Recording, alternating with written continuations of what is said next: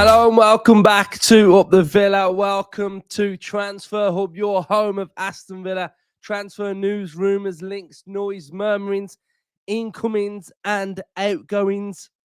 We may as well add PSR chat on to the end of that one as well. So transfer window is open today. Here we go. We've got 10 days. Window shuts for 6 and then opens back up again.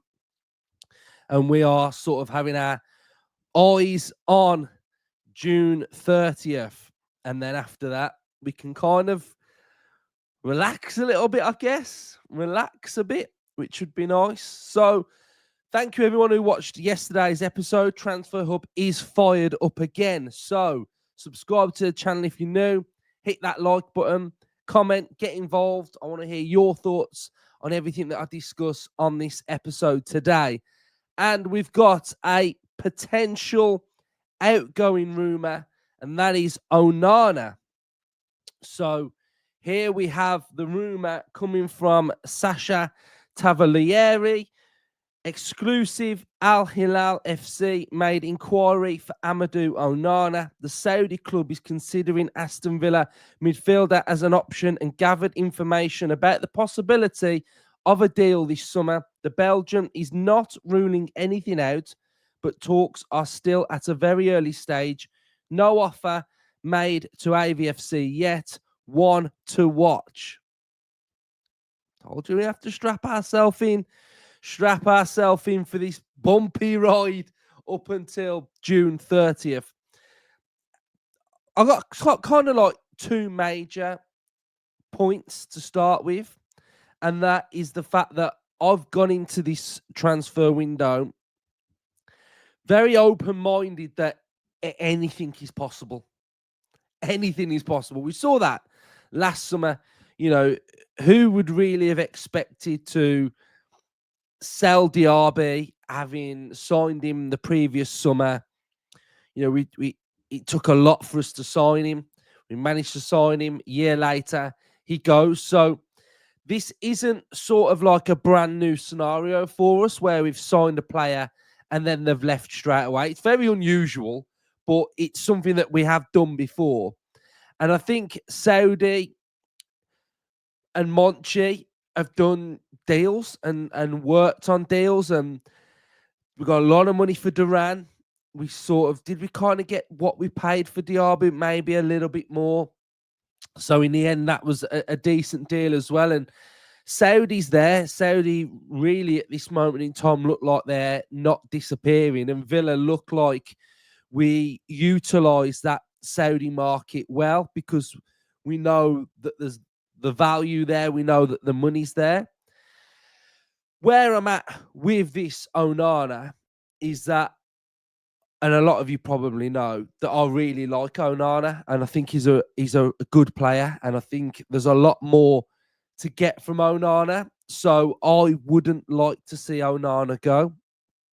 And personally, I actually feel like I don't think Onana would want to go. You see how he sort of encapsulated the fan base with his sort of winning antics at the end of games, the way he talks. He's in the Belgian team. He looks like a player to me that wants to grow and learn and achieve things and win things and wants to be coached by Emery, and looks like, from what I've heard from him in an interview, how he's improved his game already, sort of opened things up for him that he didn't really notice before. So I think that aspect of it would tell me that he wouldn't really be open to it. But I think while there's interest, while there's conversations to be had, I think Villa will entertain it. I think, you know, like I said at the start, I think Villa would entertain a conversation for pretty much every single player we've got, because it's not that we're desperate. It's just the way in which the transfer window is for Villa right now. So I think there would be a conversation, but I think Villa would probably, I imagine, would be open to see what Saudi are saying and then go from there. But I imagine that this one is just, I can't really see him leaving. But the interesting aspects of transfer hubs and why I'm doing these episodes is I can gauge your thoughts on what you're thinking at home. Where are you at with this? And do you feel like it's a possibility that he could go? What sort of fee, if he was going to go, would we be looking at? Would it be making your money back or maybe getting a little bit more? So it'll be interesting to see if this one does develop. I wanted to just have a little look at what Onana's numbers were like for Villa last season. And I think the interesting other aspect of this here is that Onana, he's 23 still. He's 23 years of age. So there's no rush. And he's here for the project. He's here for the Villa project. So long balls, ground jaws, tackling with his strengths. We have got a SOFA score rating last season of 6.95. But notice when he trusts his body, when he gets back up to speed, when he gets fully confident, the ratings that he had towards the end of the season. So he had a 7, 7.1, 7.7, 7.1 to end the season. We had decent spells, 7.1, but I think that mid phase of the season where he didn't really trust his body too much, playing through an injury, really hurt Onana. And then at the start of the season, we had 7.2, 7, 7. And then we had the West Ham game of a 7.7. So it was a mixed bag. Start of the season really good, ending really good, middle okay. We just need to find that balance with his body not breaking down too much. Played 26 games, started 20. He'd got 3 goals, goal conversion rate of 18%, passing accuracy 86, 89 in his own half, 87 in the opposition half. So a real good player, ball retention, very good. Interceptions, 1 per 90, 2.1 tackles per game, 1.5 clearances. We've got successful dribbles, 82%, which is something that you guys know that I really like with him, that I want to see more and more. I want to see him driving because we can see that when he does it, he's very successful. So he's a powerful runner with the ball at his feet. Total duels, 163%.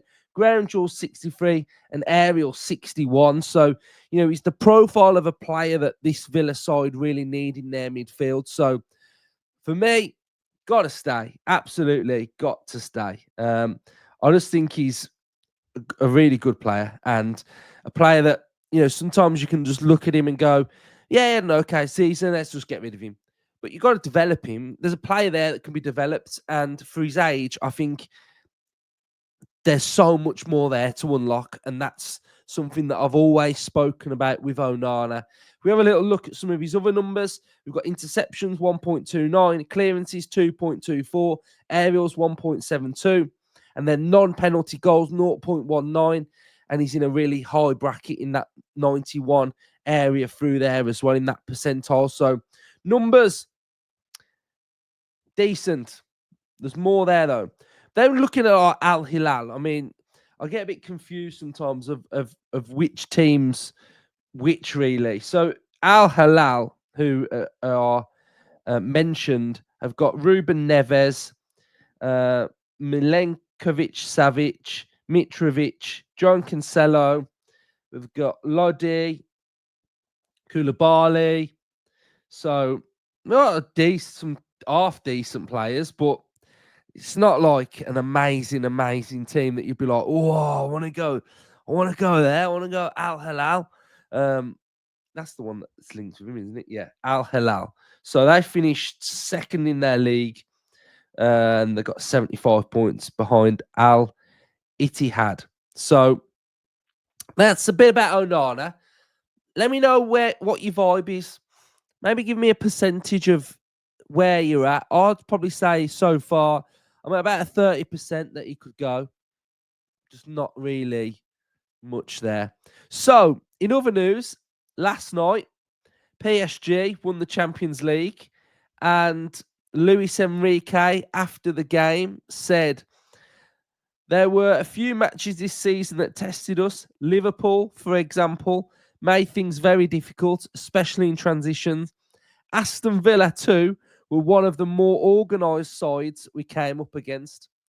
So congratulations to PSG. Absolutely battered Inter Milan. But doesn't it just make you kind of a bit proud And I never want to be this person that's like proud of things when you don't win something, but I actually felt like, do you know what? Like we're not a PSG, are we? We didn't go into the Champions League thinking we were going to win it. We went in it thinking we were going to try and compete. And the way in which we did compete and the way in which we had PSG on the ropes at Villa Park is something that you'll always remember. You know, you'll always remember how well we played. We came up against the winners of the Champions League that season. We beat them and we fell narrowly short against them. You know, over the two ties, it was close. It was so close. It was a Matson volley, a Conser getting on the end of it, an Asensio chip, a Rashford banger in the top corner. 4 massive opportunities that we had to take the game to extra time, and they were on the ropes. So they were clinging on for dear life. So what we were able to do was fantastic. It's good to see that PSG won it. They were the best team in it. I think Mikel Arteta would disagree with that, but they were the best team in it. And they were so dynamic. Doué, brilliant. Vitinha, fantastic. Kvaratskhelia, epic. Mendes, Pacho, Hakimi, Marquinhos, Ruiz. They're a brilliant team, but the manager is absolutely elite as well. And what a team they were. And they just, demolished them. So John McGinn has spoken. It's took him, how long has it took him? 2 weeks or a week? And he said, horrible way to end a season for the lads. We have had some incredible highs and some tough moments. We achieved European football for the 3rd year running, but we are aware in some big moments we didn't produce. Thanks for all the support this season. Keep the faith. And I think there's some good words in there because there's honesty. And I think that's important. And the line there of in some big moments we didn't produce. And it feels to me that McGinn is hurting a little bit, which is good. And he needs to, and the team need to bottle up the bit of anger and the frustration and their own sort of failings, in the sense of if they're hurting and if they're disappointed and if they know that they didn't produce, then that has to be character building for the squad.